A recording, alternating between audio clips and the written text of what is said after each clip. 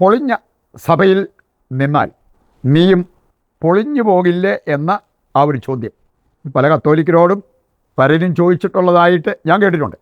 ഇത്രയെല്ലാം കത്തോലിക്ക സഭയിൽ സംഭവിച്ചിട്ട് ഇനിയും ആ സഭയിൽ തുടരുവാണോ? നിൻ്റെ ജീവിതം പൊളിയാൻ വേറെ വല്ലതും വേണോ? ഒരു ധ്യാന ടീമിൻ്റെ മെയിൻ പ്രോഗ്രാം, ധ്യാനത്തിൽ പങ്കെടുക്കുന്നവരെ അവർ പ്രൊജക്ടറിൽ കാണിക്കാറുള്ള ഒരു കാര്യമാണ് സഭയുടെ ഇരുണ്ട കാലഘട്ടം, the dark ages of the church. അങ്ങനെ ഒരു കാലഘട്ടം ഉണ്ടായിരുന്നു. മാർപ്പാപ്പമാർക്ക് തെറ്റുപറ്റിയിട്ടുണ്ട്, ബിഷപ്പ്മാർക്ക് തെറ്റുപറ്റിയിട്ടുണ്ട്. അങ്ങനെയുള്ള കാര്യങ്ങളെല്ലാം അവർ സമാഹരിച്ച് അതെല്ലാം പ്രൊജക്റ്റ് ചെയ്ത് ഈ ധ്യാനം കഴിയുമ്പോൾ ജനം സഭയെ വെറുക്കണം, പ്രത്യേകിച്ച് കത്തോലിക്ക സഭയെ.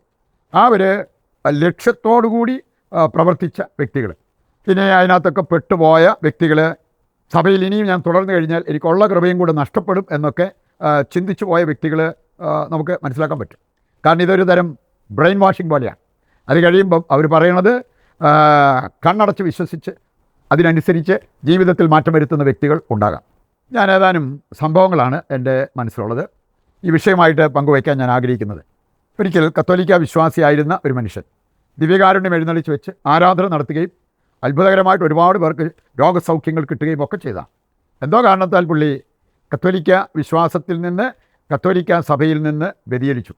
അതിനുശേഷം അദ്ദേഹം ശക്തമായിട്ട് പ്രസംഗിച്ച ഒരു കാര്യം, സഭയിൽ നിന്നാൽ ഉള്ള കൃപയും കൂടെ നിങ്ങൾക്ക് നഷ്ടപ്പെടും. അത് വരാതിരിക്കാൻ നിങ്ങൾ ഒരു വീരോചിതമായ ചുവടുവയ്പ് നടത്തുന്നത് വളരെ നല്ലതായിരിക്കും. അങ്ങനെ കത്തോലിക്ക സഭയിലുണ്ടായിരുന്നവരെ അടർത്തിയെടുക്കാനായിട്ട് പ്രത്യേകം പരിശ്രമിച്ച വ്യക്തി. പിന്നീട് അദ്ദേഹത്തിന് സംഭവിച്ച കാര്യം കേട്ടിട്ട് എനിക്കും ഒരുപാട് വിഷമം തോന്നി. പണക്കൊതിയനായി മാറി. പണം അതായിരുന്നു മെയിൻ ലക്ഷ്യം. മാത്രമല്ല ഇത് തിരിച്ചറിഞ്ഞു കഴിഞ്ഞപ്പോൾ പുള്ളിയുടെ ആരാധകരും ചുറ്റിപ്പറ്റി നിന്ന് ഒട്ടി നിന്ന വ്യക്തികൾ പോലും അദ്ദേഹത്തെ വിട്ടുപോകുന്ന ആ ഒരവസ്ഥയുണ്ടായി. ഇവിടെ നമുക്ക് സ്വാർത്ഥ താല്പര്യങ്ങൾ നമ്മുടെ ജീവിതത്തിൽ മുളയെടുത്താൽ ഉറപ്പായിട്ടും അത് നമ്മെ നാശത്തിലേക്കായിരിക്കും നയിക്കുക. യാക്കോബ് ശ്ലീഹ 3-ാം അധ്യായം 16-ാമത്തെ വചനം, എവിടെ അസൂയയും സ്വാർത്ഥമോഹങ്ങളുമുണ്ടോ അവിടെ എല്ലാവിധ ദുഷ്കർമ്മങ്ങളും ക്രമക്കേടുകളും മുളയെടുക്കും. മറ്റൊരു സംഭവം ഞാൻ എൻ്റെ ശ്രദ്ധയിൽപ്പെട്ടതാണ്. കരിസ്മാനിൽ ധ്യാനിക്കാൻ വന്നൊരു വക്കീൽ 24 വർഷമായിട്ട് പുള്ളി കുമ്പസാരിച്ചിട്ടില്ല. കാരണം പറഞ്ഞത് ഒരു വൈദികനാണ്. അദ്ദേഹം ഒരു സ്ഥാപനത്തിൽ ചെന്ന് ആ സ്ഥാപനത്തിൻ്റെ പ്രിൻസിപ്പാളോ മാനേജറോ ആരാണ്ടായിരുന്നു വൈദികൻ. അദ്ദേഹത്തെ കാണാൻ ആഗ്രഹിച്ച് ക്ലർക്കിനോട് പറഞ്ഞു.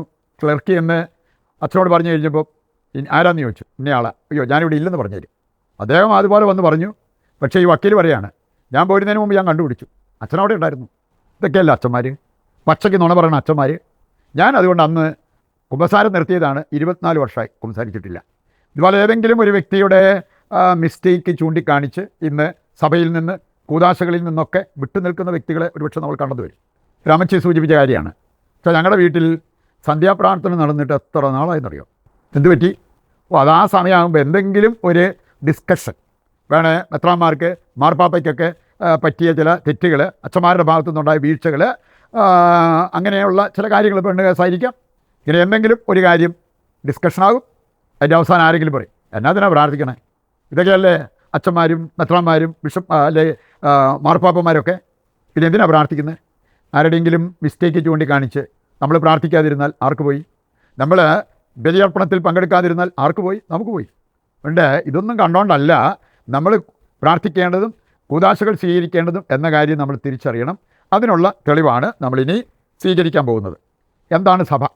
എന്താണ് കൂദാശ?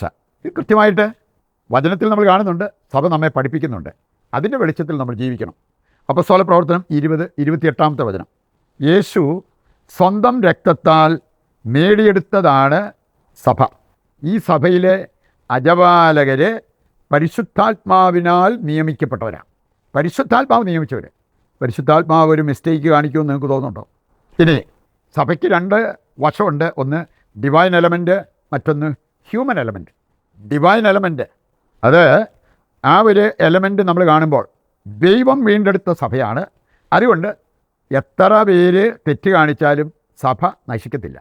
നമ്മളല്ലെങ്കിൽ വെളിപ്പാതിരിക്കാനും പ്രാർത്ഥിക്കാതിരിക്കാനും ഒക്കെ ഒരു ന്യായമായ ഒരു കാരണം കണ്ടെത്താൻ പറ്റണമെങ്കിൽ ആദ്യം യേശു ക്രിസ്തുവിൽ ഒരു കുറ്റം കണ്ടുപിടിക്കുക.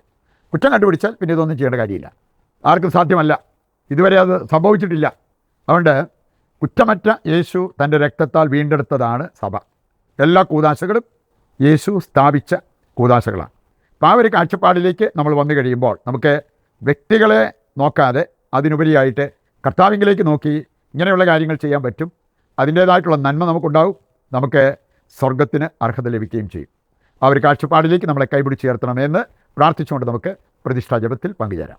ഇന്നിൻ്റെ എല്ലാ പ്രാർത്ഥനാ നിയോഗങ്ങളും നിശബ്ദതയിൽ ദൈവകരങ്ങളിൽ ഏൽപ്പിക്കാം. കർത്താവ് നമ്മുടെ എല്ലാ ആവശ്യങ്ങളും നിറവേറ്റി നമ്മെ അനുഗ്രഹിക്കും എന്നുള്ള ആ ഒരു ശുഭാപ്തി വിശ്വാസത്തോടെ ദൈവത്തെ സ്തുതിച്ചുകൊണ്ട് ദിവ്യകാരുണ്യത്തിൻ്റെ ആശീർവാദം നമുക്ക് സ്വീകരിക്കാം. യേശുവേ നന്ദി, ഹല്ലേലൂയ. കർത്താവേ, ഞങ്ങളുടെ എല്ലാ പ്രാർത്ഥനാ നിയോഗങ്ങളും അവിടുന്ന് സ്വീകരിക്കണമേ. ഞങ്ങൾക്ക് നന്മയാകുന്നത് നൽകി അനുഗ്രഹിക്കുവാൻ തിരുവുള്ളമാകണമേ. യേശുവേ നന്ദി, യേശുവേ സ്തുതി.